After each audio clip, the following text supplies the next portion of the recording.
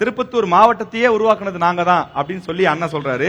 அண்ணன் பேரு வச்சீங்களே அண்ணன், சோறு வச்சீங்களா அண்ணன் அப்படின்னு கேக்குறாங்க. ஏன் அப்படின்னா, நீங்க வேலூர் மாவட்டத்திலிருந்து பிரிச்சு திருப்பத்தூர் மாவட்டத்தை கொண்டு வந்தீங்க, நல்ல விஷயம் தான். ஆனா ஒரு மாவட்டத்தை உருவாக்குறோம்னா அதுக்கான அடிப்படை கட்டமைப்புகள் வேணும் இல்லையா? அது எதையுமே செய்யலன்னு மக்கள் ரொம்ப குமுறுறாங்களே சார். அதுக்காக தான் சொன்னோம். எஸ்பி ஆஃபீஸ், முக்கியமா கலெக்டர் ஆஃபீஸ், எஸ்பி ஆஃபீஸ்ல இருந்து ஏற்கனவே கொடுத்திருக்கிறதுக்கு அரசு கலைக்கல்லூரி நாங்க தான் கொடுத்துருப்போம் திருப்பத்தூருக்கானது.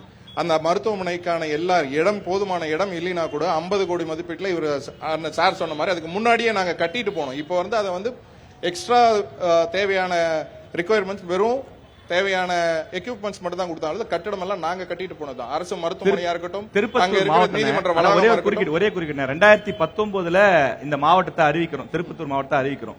அதுக்கப்புறம் 2 வருஷம் நம்ம ஆட்சியில் இருக்கிறோம். ஒரு சின்ன உதாரணம் மட்டும் சொல்றேன். மக்கள் சொன்னதுதான், அது உண்மையான நீங்களே கூட சொல்லலாம், இல்ல மக்கள் யாராவது கூட சொல்லலாம்.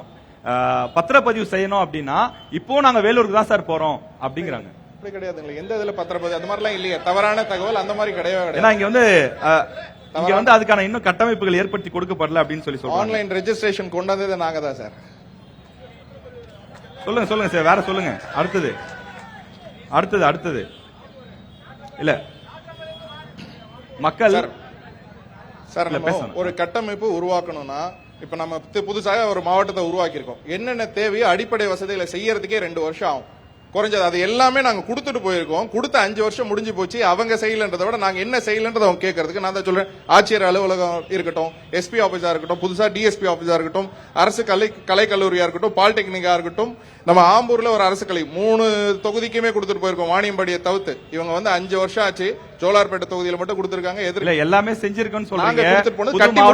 இதெல்லாம் நாங்க பாதியில விட்டுட்டு போல. கலெக்டர் ஆபீஸ் எல்லாம் உருவாக்கணும்னு சொல்றீங்க.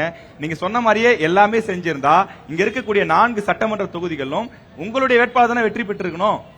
3 தொகுதியில தோல்வி. அதுலயும் குறிப்பா முன்னாள் அமைச்சர் KC வீரமணி அவர் தோல்வி அடைகிறாரு. அப்ப மக்கள் உங்களை நிராகரிச்சிருக்காங்க அப்படின்னா நீங்க இந்த மாவட்டத்துக்கு எதுவுமே செய்யலன்னு தானே அர்த்தம். அது கரெக்டா யோசிச்சு சொல்லுங்க. கொடுத்தது மொத்தம் குடிநீர், ஒரு வீட்டுக்கும் தேவையான அடிப்படை வசதி தண்ணி சுகாதாரமான தண்ணியை கொடுத்திருக்கிறது எங்க அமைச்சர் அவர்கள். இங்க இருந்து சென்னைக்கு தண்ணி கொடுத்ததே நாங்க தான். அதை வந்து ட்ரெயின்ல தண்ணி கொடுக்கறதே எதிர்த்தவங்க இவங்க.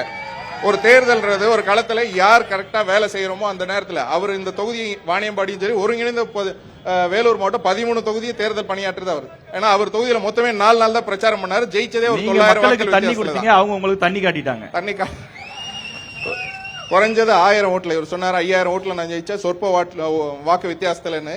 அது கூட்டணி கட்சியை சார்ந்தவங்க நின்னதுனால தானே.